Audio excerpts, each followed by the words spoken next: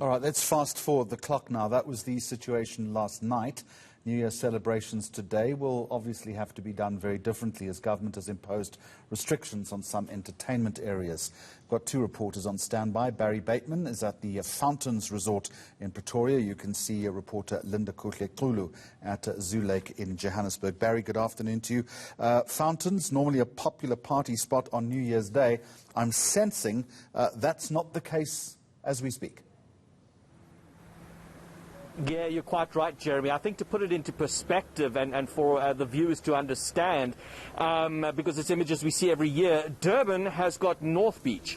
Pretoria has Fountains Resort. And that's the kind of scale of people that this resort would ordinarily attract on New Year's Day. We're talking about thousands and thousands upon people that would arrive here in taxis, in their vehicles. They would have their camp chairs and their cooler boxes, and they would be preparing to have a lovely shisanyama. The smoke would be filling the air. There's none of that today. This resort is in fact closed. And it is the same at other of the public resort areas around the city of Tshwane, where it has implemented, the municipality that is, has implemented these stringent level 3 lockdown regulations. So places like this here, which would ordinarily gather large numbers of people, it's simply not being allowed, being open for that type of situation to develop.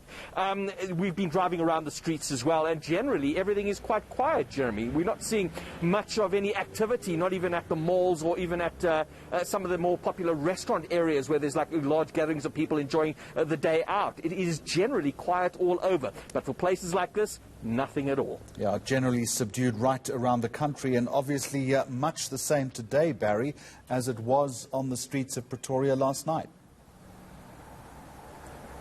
Yeah, quite right. And you just heard that report from my colleague Ngobile. There was generally a lot of compliance, or high level of compliance from the residents in the city. Now, I did have an opportunity this morning to speak to the MMC for Community Safety, Karen Meyer, where I asked her to give me a rundown, if you want to look like a breakdown of what happened last night. She had this to say. The citizens of Tshwane were very compliant. At Tshwane Emergency Services, we had no vehicle accidents and just 4 medical incidents. From Tshwane Metro Police's side, we had a small number of arrests for failing to observe curfew. A few vehicles were impounded for not being roadworthy, and warnings were issued for failing to wear masks in public places, as well as a few firework complaints that we had to deal with, and 1 or 2 spaza shops operating after curfew that were closed down. Furthermore, we had a very successful joint operations with SAPS, and residents conducted New Year celebrations within their respective yards or flat balconies in small numbers. And the streets were even quiet before 9 p.m. Now let me take you to the popular Xulu Lake Resort in Johannesburg. It's a popular spot for picnicking, for walking dogs, jogging, canoeing. Lindokuhle Xulu, good afternoon to you. Normally on a day like this, as Barry Bateman has been describing, we would see fires, we would hear the sounds of happy children, we would hear ice cream trucks. What's happening there today?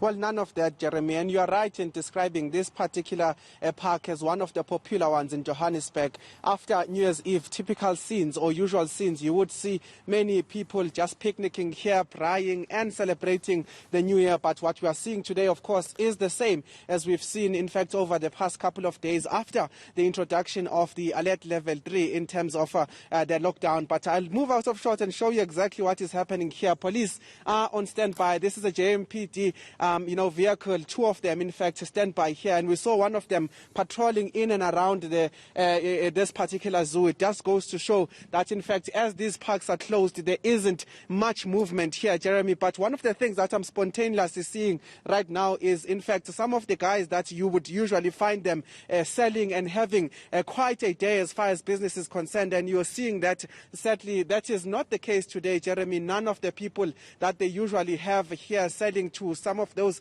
children that you would find, in fact, be chanting and, celebrating here. It just goes to show just how unprecedented some of these scenes are, because this is one of the busiest parks, I understand, in Johannesburg. And today we are seeing that it is quiet. You can hear a needle drop here. And the only thing that really can bring comfort to those that are used to the usual, scenes here is, in fact, just the fact that it's just the birds chirping here and nothing else as far as sound is concerned. Yeah, we forget about the impact on the leisure economy, particularly on a day like this. Lindokuhle, Xulu and Barry Bateman in Fountains in Pretoria, Xulu here in Johannesburg. Thank you.